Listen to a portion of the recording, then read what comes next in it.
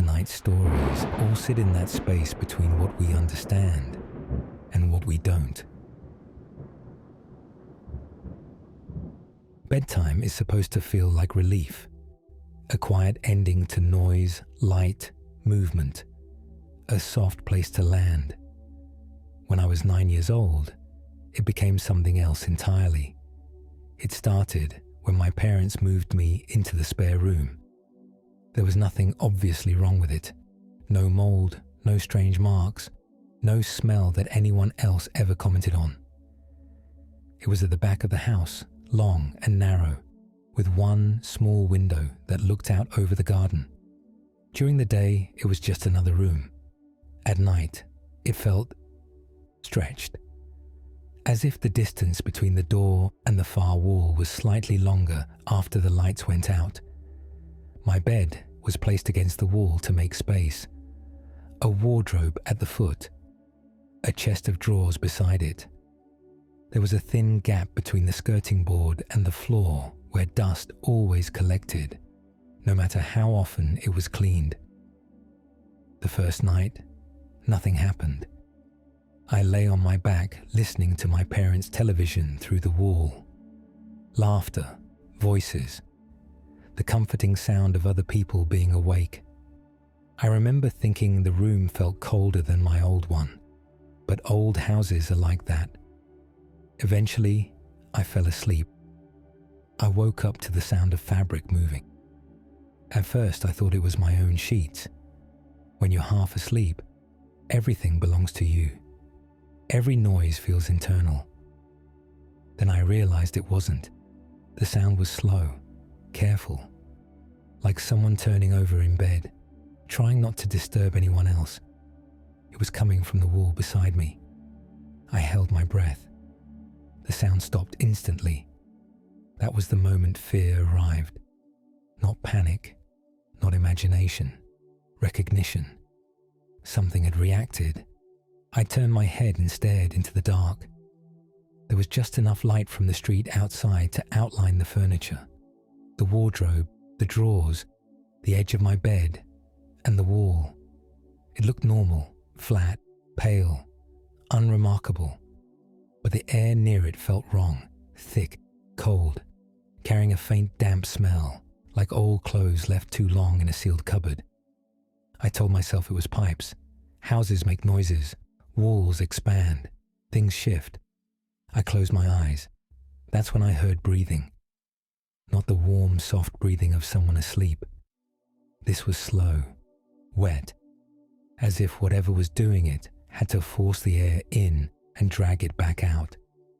It came from inches away, from the wall. Each breath was followed by the faintest whisper of sound, like lips parting without quite forming words. My chest tightened. My mouth went dry. I tried to call out, but nothing came. Not a scream, not even a proper sound. My body had decided silence was safer. The mattress dipped slightly beneath my shoulder. Just enough to notice, not enough to see. Something had pressed down on it. The breathing grew closer. And then I heard it try to speak. Not a word. The shape of one. A broken attempt at sound, pushed through what felt like a throat that didn't work properly anymore. I didn't understand what it was saying, but I understood who it was meant for. Me. I stared at the wall until my eyes hurt, and in the faint light I thought I saw something shift across its surface. Not a shadow, not movement, pressure, like a hand pressed from the other side. The paint made a soft, sticky sound as something slid against it. I finally found my voice. I screamed. The pressure vanished instantly. The breathing cut off mid-exhale. My parents came running. The light went on. The room returned to what it was supposed to be. A bed, a wall, a frightened child shaking under a blanket. They searched the room. Under the bed, inside the wardrobe, behind the door. There was nothing. They told me I'd had a nightmare.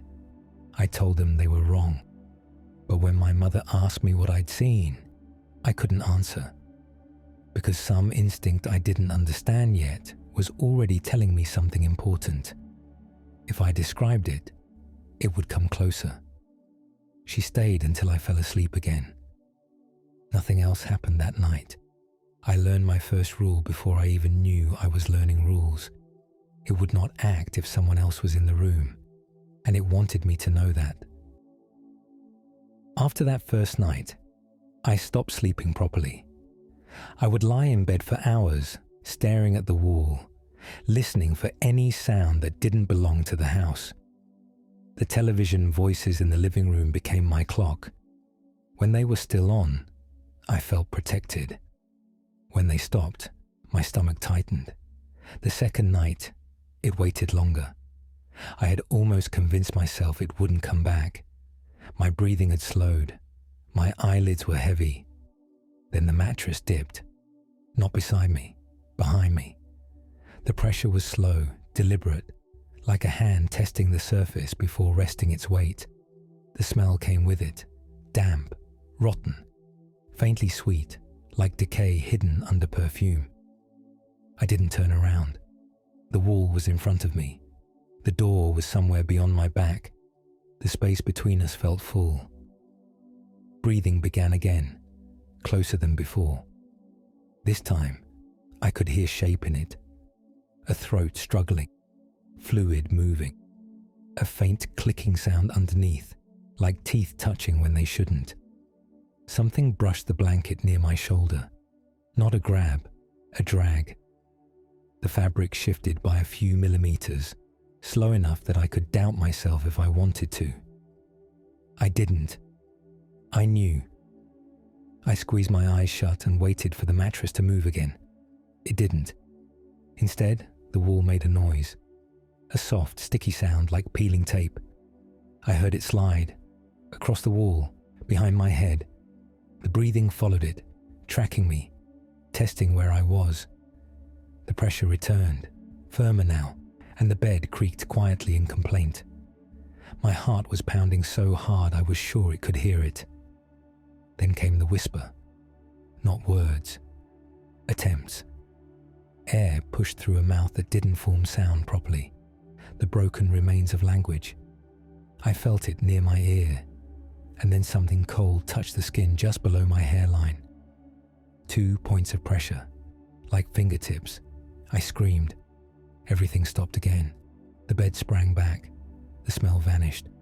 The wall went silent. Light flooded the room moments later. My father this time, confused, half asleep, irritated more than worried. He checked the room. He checked the wall. He pressed his palm flat against it. Nothing. I didn't sleep again that night. From then on, it became routine. It always waited until the house was quiet. It never came when someone else was in the room. It always started the same way. The mattress, the breathing, the smell, then the movement. Sometimes it stayed near the wall. Sometimes it pressed closer into the bed. Sometimes the mattress would sink in more than it should, as if something heavier than a body was leaning across it. Once, I felt something brush my ankle through the blanket. Once, I felt a slow line traced along my arm, stopping whenever my breathing changed. Once, I heard it behind me for so long that my jaw cramped from holding myself still. I learned the second rule. It was studying me. It reacted to my breathing, to my movement, to sound, and it enjoyed when I noticed. I stopped crying out, not because I was brave, because every time I did, it stopped too quickly, like it hadn't finished. So instead, I lay there silent, pretending to sleep, and it stayed longer. The whispers became more frequent. Sometimes they almost formed words. Sometimes they sounded like someone trying to remember how mouths work. Once, I felt the mattress shift near my waist. Then slowly, steadily, the pressure traveled upward, like something climbing. I broke that night and screamed until my throat hurt. My mother slept in the room after that, on a mattress pulled onto the floor, Nothing happened. Not once. The wall stayed a wall. The air stayed clean. The room stayed normal. During the day, I almost believed it had been dreams. At night, I knew better, because I could feel the space where it should have been. And the third rule settled in. It was patient, and it was waiting for me to be alone. My mother stayed in the room for 6 nights. On the 7th, she didn't. She kissed my forehead, told me I was safe, and said I was too old now to keep sleeping like a baby. The mattress on the floor was taken away. The space beside my bed was empty again. That night, the house went quiet earlier than usual. No television, no footsteps, no doors. I lay on my side facing the wall, already tense, already listening. It didn't wait. The mattress dipped the moment the last light in the hallway went out. Not slowly this time. It dropped, hard enough to make the springs complain. The smell returned instantly, stronger, closer.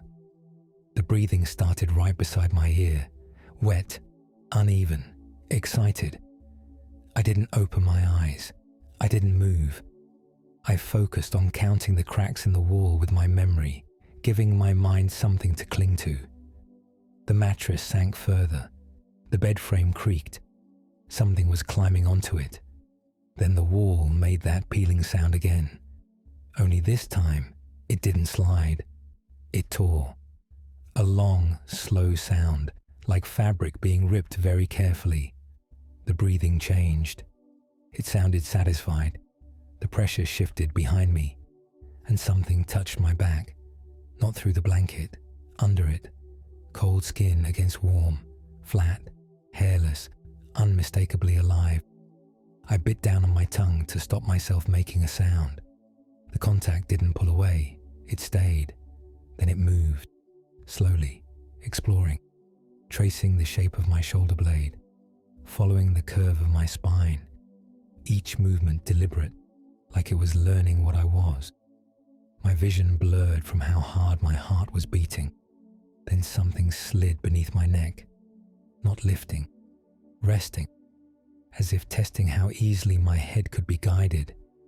The breathing came closer, so close I could feel moisture against my skin. The whispering started again, louder now, strained and broken. I couldn't understand it, but I could hear intention in it, a shape of hunger. Something brushed my ear, then my cheek, then the corner of my mouth. The mattress shifted again. The bed frame scraped softly against the wall, and I realized the worst part. There was no weight on the wall anymore. Whatever had been hiding there wasn't there now. It was fully on the bed, fully with me. A long pressure slid across my ribs, then another, then something thin and rigid pressed gently between them, like fingers testing where to push. I lost control and gasped. The reaction was instant. The fingers tightened. The thing behind me pressed closer, and for the first time, the breathing stopped. The silence it left was worse, because something replaced it. A new sound, a low vibration, coming from its chest, from its throat, from inside its head. It felt like amusement. The fingers dug in, not hard enough to injure, hard enough to promise. I screamed. The wall exploded into light. The door slammed open. The pressure vanished. The smell evaporated. The mattress sprang back beneath me. My father was shouting. My mother was crying. I was shaking so badly my teeth hurt. They searched the room. They checked behind the bed. They pressed the wall. They checked the wardrobe, the window, nothing. They didn't sleep after that. Neither did I. But something had changed, because when the room finally settled, when everyone was there, when I was wrapped in blankets and hands and light, I could still feel it. Not touching me, not breathing, just present, somewhere close, as if it no longer needed the wall. And the fourth rule became clear. It had learned where I was, and it didn't need to hide anymore. After that night, my parents stopped leaving me alone. For a while, my mother slept on the floor beside my bed. My father checked the walls. They talked about moving rooms, about stress, about night terrors, about taking me to someone. But the room didn't matter anymore, because it didn't stay in the room. The first time it happened elsewhere was in the bathroom. I was brushing my teeth before school, half awake, staring at my own reflection. The light flickered, just once, and behind my reflection, the door moved, not opened, not closed. It flexed, as if something on the other side had leaned its weight against it. The mirror fogged slightly, even though the room wasn't hot. I stood there frozen, toothpaste dripping down my chin, watching the glass cloud. Then something traced a line through the fog, slow, vertical, right where my spine would have been if I were standing inside the mirror. I didn't scream. I didn't run. I just rinsed my mouth, wiped my face, and walked out, because some part of me already knew. It wanted me to understand that the bedroom had never been the boundary. I stopped telling them after that. What was the point? They searched rooms. It searched people. At school, I started feeling it in crowds, in hallways, on stairwells, in places where no one should have been close enough to touch me. Sometimes my backpack would tug backward slightly, like a child grabbing a strap. Sometimes a cold pressure would settle on my shoulder during lessons. Once, I felt breath move the hair at the back of my neck while a teacher was talking 3 feet away. I learned to sit against walls, to keep my back covered, to choose corners, to never leave space behind me. My parents thought I was anxious, nervous, shy. They didn't know I was positioning myself like prey. The dreams started then. Not nightmares, not images, sensations. Dreams where I wasn't asleep. Dreams where I was aware of the room, the sounds, the light through the curtains, and something else, something rearranging itself around me. Sometimes I would wake with red lines on my skin, thin, parallel, not scratches, indentations, like something had pressed into me for a long time. I started sleeping with the light on, then 2 lights, then the hall light, then the landing, then my parents' door open. It didn't care. It started using reflection, windows, dark screens. Once I saw it where my face should have been in a turned-off television. Not clearly, just a shape that didn't match me. Too narrow, too tall, head tilted wrong. When I turned, the screen went black again, but the smell lingered. The final straw came at my grandmother's house. We were visiting, Sunday afternoon. Everyone in the living room. Tea, biscuits, laughter.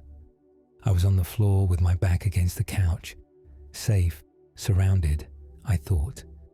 I felt the vibration first, not in the air, in the floorboards, like someone running a finger along a long string under the house.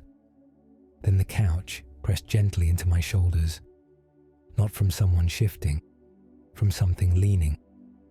I froze. No one else moved. Then the pressure slid down my back, settled at my waist, and I felt the unmistakable sensation of fingers hooking lightly into the fabric of my shirt, testing, tugging. My mother was talking. My grandmother was laughing. My father was pouring tea. I was being held from behind by something no one could see. I stood up so fast the table rattled. The couch bounced back. My shirt was stretched. I didn't explain. I didn't cry. I just said I felt sick. They drove me home early. That night, lying in my bed, light blazing, door open, voices downstairs. I heard it inside the wall again, but not behind me, above me, moving across the ceiling. slow, measured, like it was mapping the house, learning the structure. And I realized something that made my stomach drop. It wasn't visiting anymore. It was settling. The first night it touched someone else was the night I understood. It wasn't just following me. It was using me. I woke to the sound of my brother talking. Not shouting, not crying, talking. Softly, through the wall. At first, I thought he was on his phone. Then I realized he wasn't in his room. The voice was coming from inside the wall between us. I sat up, listened. The words didn't make sense. They weren't sentences. They were fragments. Like someone trying to remember how language worked.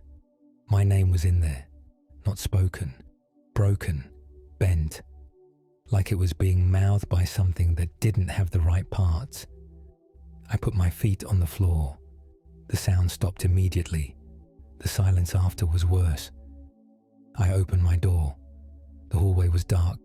The air was cold in a way heating never causes. I took one step out.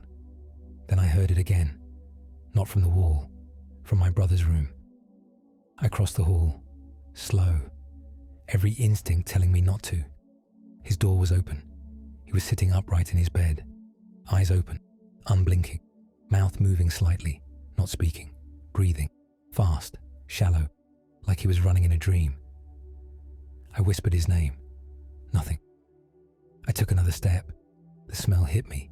Damp, metallic, like rain on old coins. I touched his shoulder. The moment I did, he inhaled sharply and screamed. A raw, animal sound. He collapsed forward into my chest, shaking. My parents were there seconds later. Lights on, questions, hands everywhere. My brother couldn't explain it. He said he woke up and felt someone standing over him. Not on the floor, on the bed, kneeling. He said he thought it was me, until he felt fingers inside his mouth, pressing down on his tongue, learning its shape. That night my parents sat up until morning. They blamed sleepwalking, night terrors, stress. I didn't correct them, because I finally understood. It wasn't confined to rooms. It wasn't even attached to places.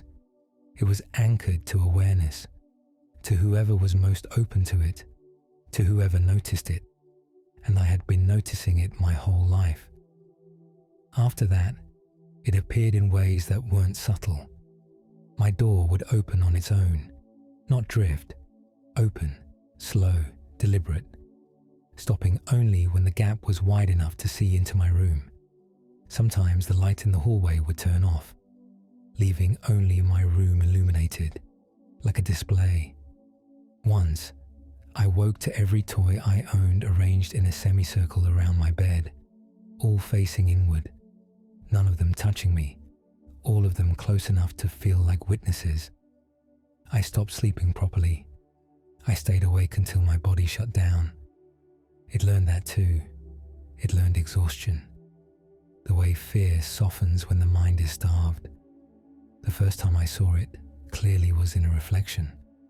I was older, early teens. My parents had moved us into a new house.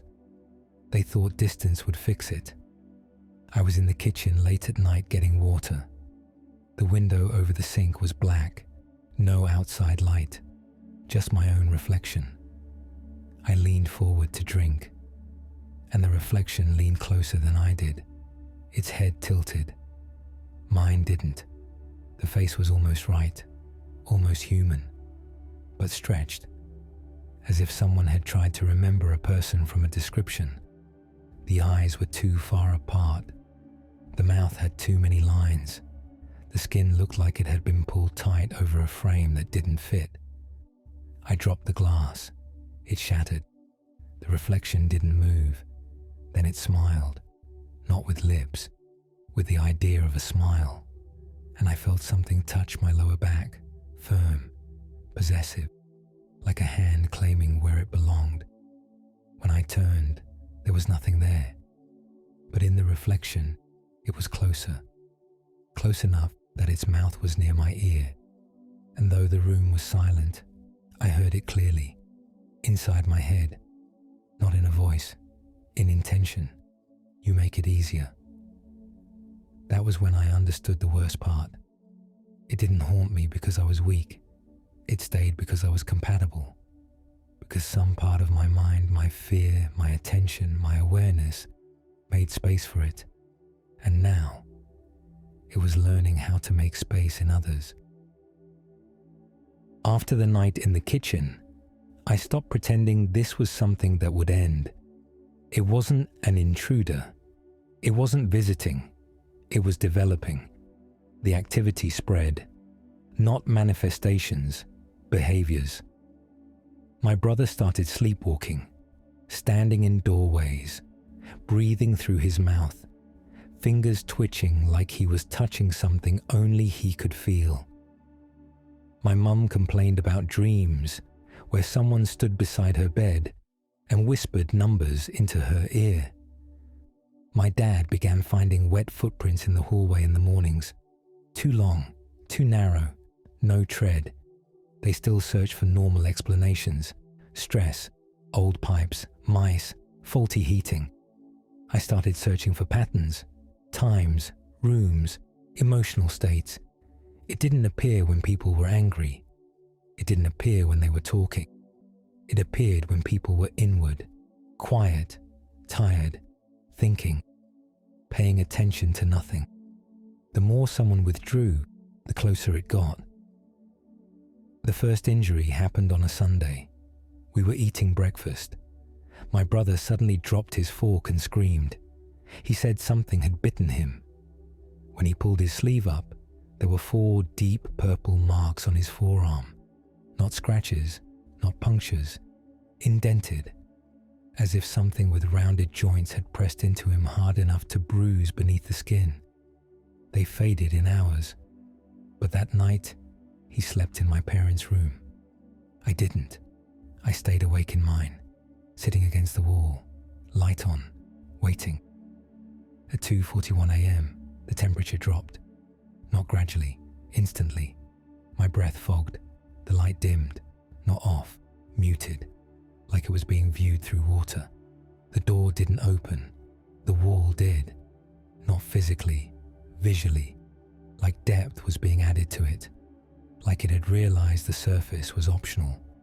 Something pressed through from the other side, not breaking, displacing. A shape formed under the paint, a suggestion of a shoulder, a head, an elbow bending the wrong way. Then it was in the room, not stepping, not entering, just present.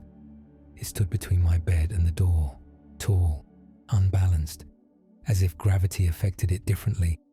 The skin was wrong, not decayed, not pale, incomplete.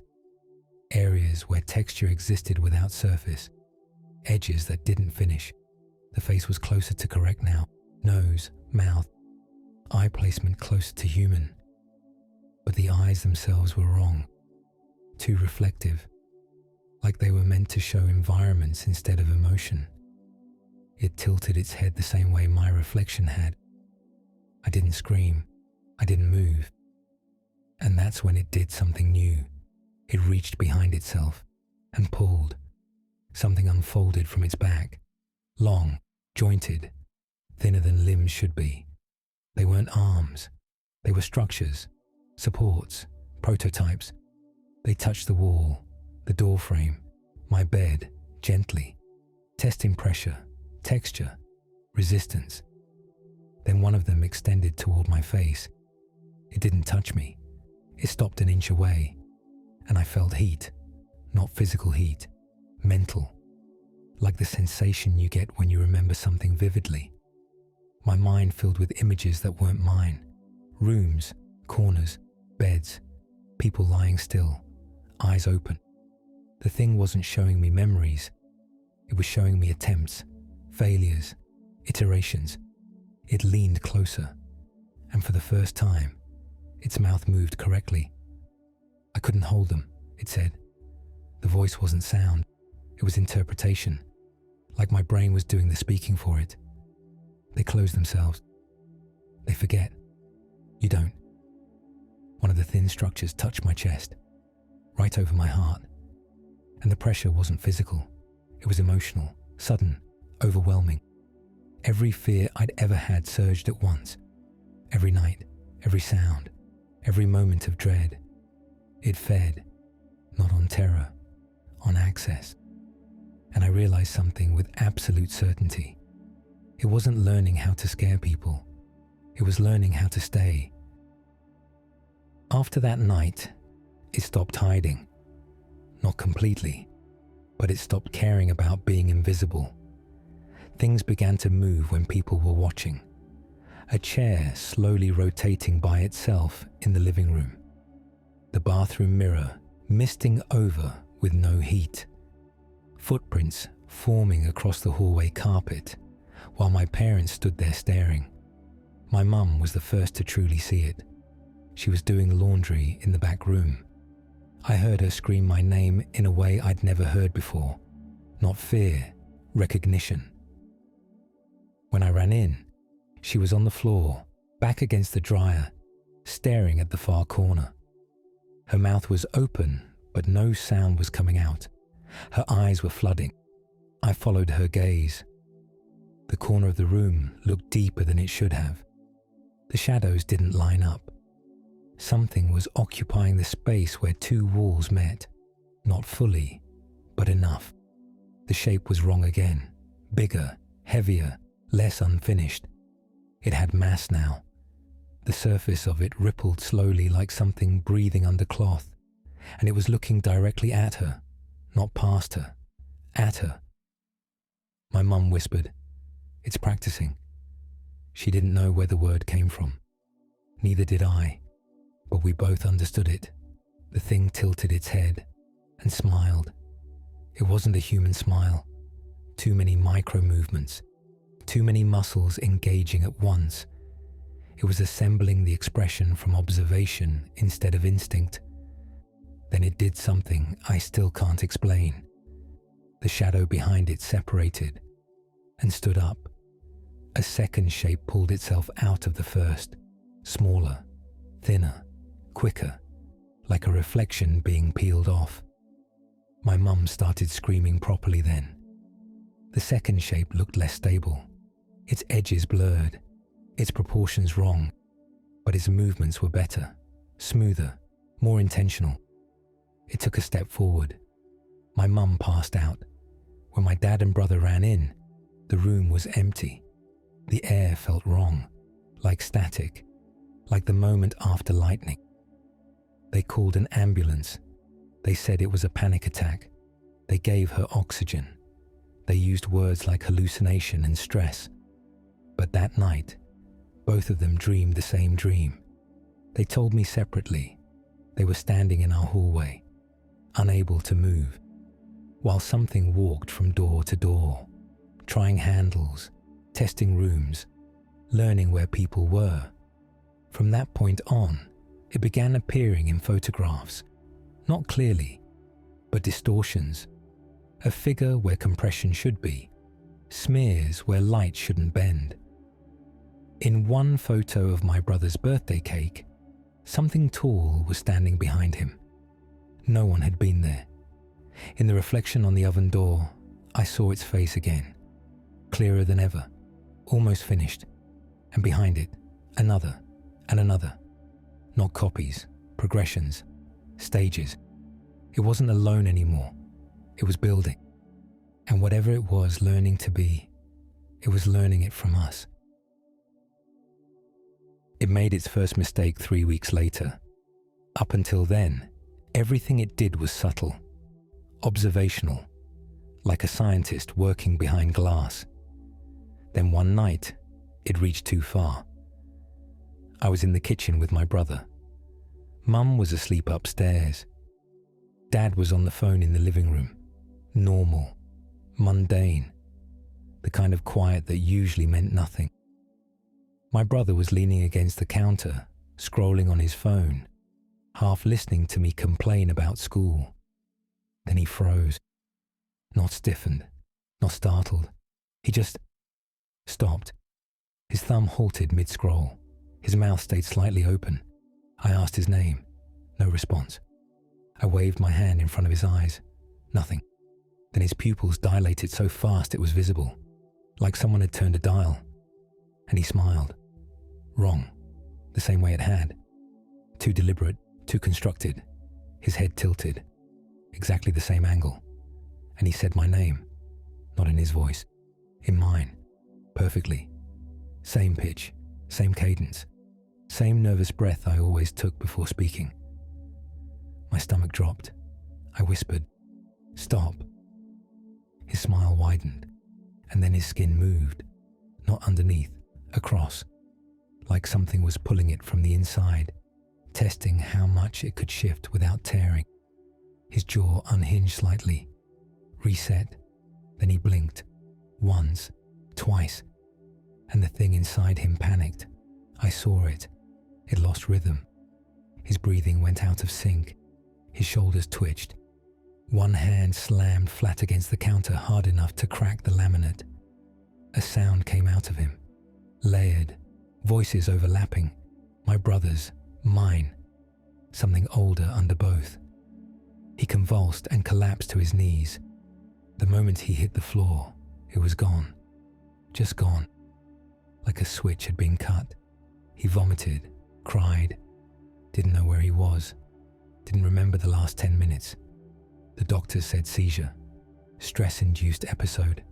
They kept him overnight, monitored him, ran scans, found nothing. But that was the first time it tried to wear someone, and it failed, because a human nervous system isn't a costume. It fought back. After that, the house changed. Rooms felt occupied even when empty. Corners had depth. Mirrors lagged by fractions of a second. Sometimes reflections smiled before we did, and sometimes didn't stop. My brother started sleeping with his door locked. So did my parents. I didn't. I wanted to know when it came back, because I knew something then. That thing in the walls wasn't just watching anymore. It wasn't learning what we were. It was learning how to replace us. And the next time it tried, it wouldn't rush. After my brother collapsed, the house didn't feel haunted. It felt managed, like something had learned where everything went and started putting things back slightly wrong. Doors were closed that no one remembered closing. Drawers were left open just enough to notice. Lights were on in rooms nobody had entered, not flicked on, left on, as if someone had stood there a long time. My mum started forgetting conversations, not big ones, small ones. Whether she'd asked me to take the bins out, whether she'd already made tea, whether she'd checked on my brother before bed. My dad began waking up in the night and walking the house. He'd stand in doorways, not moving, not blinking, just standing there until someone spoke to him. Then he'd jolt like he'd been shoved back into himself. Neither of them remembered doing it. And the sound started, not banging, not footsteps, breathing. Always in places you couldn't reach easily, behind wardrobes, inside cupboards, within the wall behind the stairs, slow, patient, close. We stopped sitting together in the evenings, not consciously. It just happened. Dad stayed in the living room. Mum went to bed early. My brother locked himself in his room. The house learned how to divide us. The first time it spoke again, it didn't use my voice. It used my mum's. I was brushing my teeth when I heard her call my name from downstairs. Soft, tired, normal. I went to the top of the stairs, called back. She answered immediately, from behind me, right outside the bathroom door. Same words, same tone, same breath at the end of the sentence. I didn't turn around. I already knew. My real mum was asleep. I could hear her snoring through the wall. The thing behind me inhaled, deep, satisfied. And then it whispered, "You shouldn't make it practice alone." I locked myself in the bathroom until morning. After that, It stopped imitating us directly. It didn't need to. It started engineering moments. My dad would swear my mum had said something cruel. She swore she hadn't. My brother would accuse me of moving his things. I hadn't. I'd find objects from my room on my parents' bed. Photos turned face down. Family pictures rearranged, sometimes missing someone, sometimes showing someone twice. Once, every photo of me was gone. Frames left, dust outlines, nothing else. That night I dreamed I was walking through the walls, not passing through them, being pulled through, like wet paper over bone. I woke up with handprints on my arms, too many fingers, too long, too evenly spaced, and something else started happening. Time slips, moments none of us could account for. An hour missing. Food cooked no one remembered making. The TV paused on channels none of us watched. We'd catch each other standing still, staring, not asleep, not awake, waiting. The house felt fuller, heavier, like it was filling with breath, with posture, with the suggestion of bodies. I understood then that it wasn't trying to kill us. It was thinning us, eroding us, breaking the idea that we were separate people. Because once it could convince us we were already wrong about who was who, it wouldn't need to copy us. We would start doing it for it. And the worst part was this. Sometimes, I couldn't remember if a thought was mine. The house developed a room. That sounds impossible. I know how that reads. But one morning, I walked past my brother's door, and there was a second door beside it. Same height, same color, same handle. No memory of it ever being there. I stopped, stared, called for my brother. He answered from inside his room, from the original door.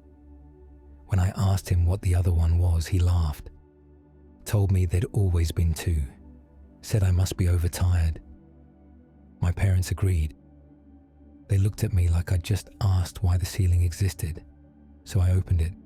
It was a small room, no windows, no light, no furniture, just walls, breathing walls, not moving, not visibly, but close enough to feel. The smell was wrong, warm, metallic, like skin after you hold a coin too long. I shut it, hard. The handle was damp. From that day on, the second door was always there, and everyone else used it. My brother started sleeping in that room, said it helped his headaches. My mum began folding laundry in there, said the air was quiet. My dad stood in it after work, lights off, door open, facing the wall. They stopped spending time in the rest of the house. Conversations shortened, voices dulled, eyes unfocused, like people who had already left. And every time one of them came out, something was wrong. My brother stopped using contractions, spoke too carefully, too evenly. My mum forgot food she'd cooked for years. My dad began asking me my name, then correcting himself, then writing it down. The room grew, not in size, in influence. The breathing spread into the hallway, into the vents, into the floors. I started sleeping with my door barricaded, and every night something stood outside it.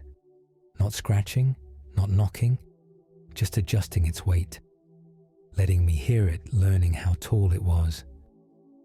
One night, it spoke through my brother, from the other side of my door, using his voice, his phrasing, his pauses. He said, "You're making this take longer than it needs to." I didn't answer. He said, "We're already sharing you." I felt something press against the bottom of the door. Not a hand, not a foot, a surface, like a chest without bones. He said, "You don't remember when we started." I covered my ears. The voice moved, not down the hall, inside the walls, above me, behind me. He said, "You were the first room." I don't know how long I stayed there. When I opened the door, the hallway was wrong, too straight, too narrow, the walls closer than they should have been. The second door was at the end now, larger, open, dark inside. My family stood in front of it, all of them, facing the opening, not touching each other, but arranged, like furniture. My mum turned her head first, not her body, just her head. She smiled and said, "It doesn't want the house anymore." My dad followed, then my brother, in perfect delay, like reflections loading. They said, together, "It wants the place you keep yourself." The room inhaled, the hallway shortened, the walls pressed in, and I understood something I wish I hadn't.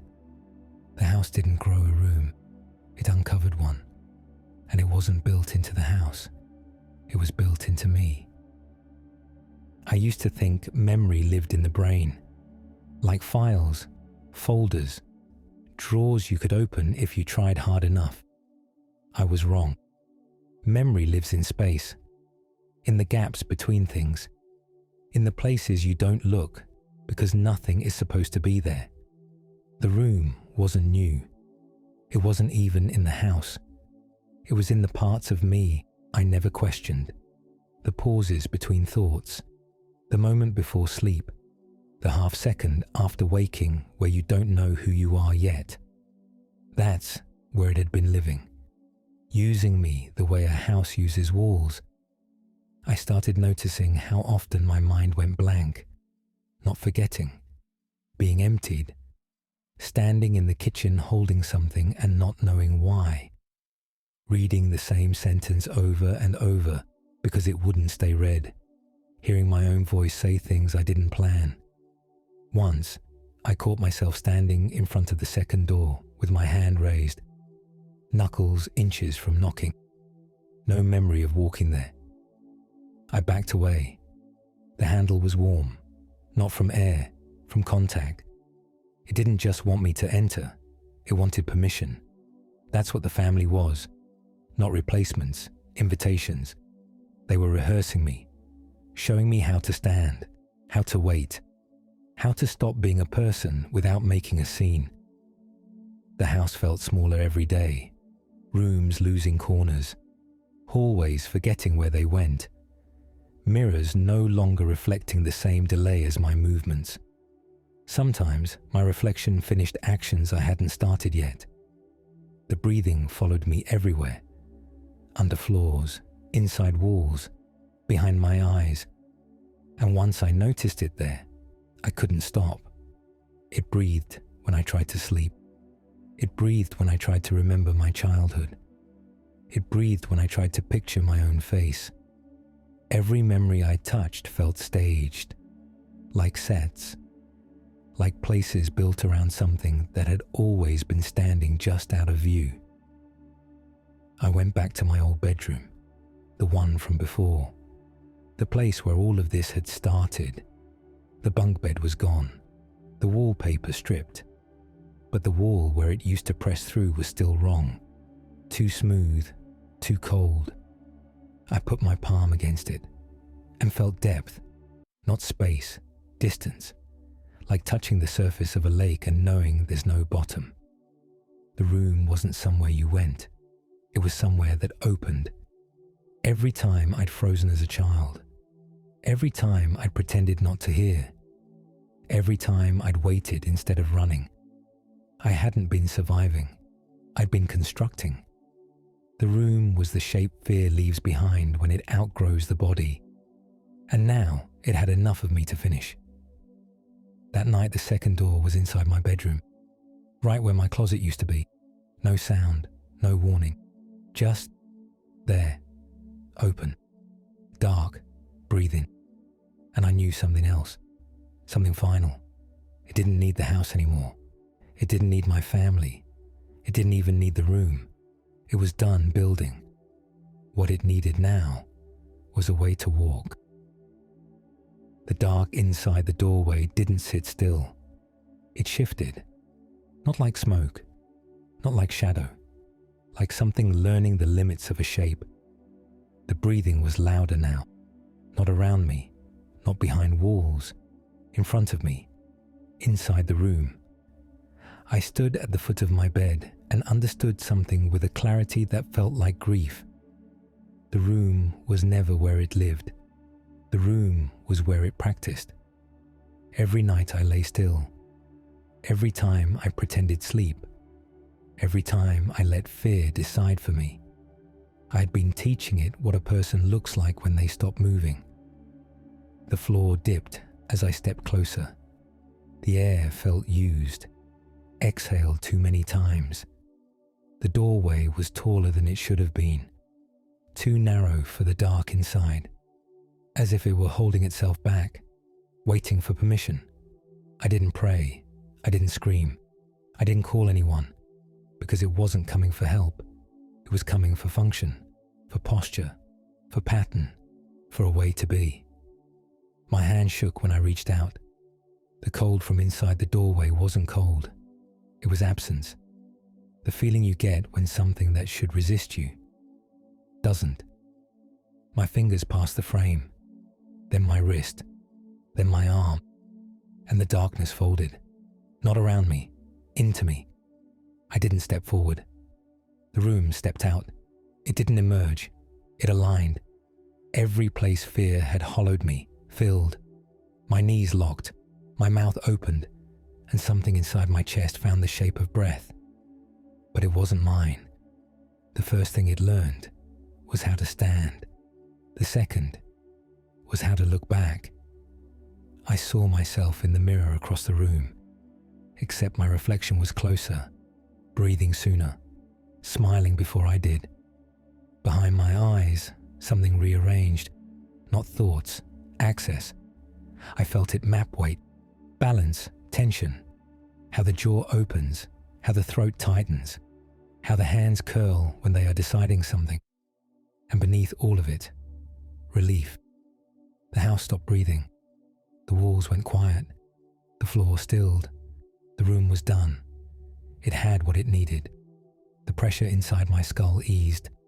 And in that ease, I realized what I was now. Not host, not victim, not even person. I was the negative, the space it vacated, the shape left behind when something stands up out of you. My reflection lifted its head, and I did too, a half second later, like a delay that had finally chosen a side. It smiled wider, testing. The mouth fit, the eyes worked. The breathing was convincing. It stepped forward, and my body followed, because there was no instruction anymore, only momentum, only habit, only a thing that had spent a lifetime watching me be human, now trying it. The door in the wall closed, not behind it, behind me. And the last thing I felt was the fear leaving, not because I was safe, but because fear had finally found somewhere else to live.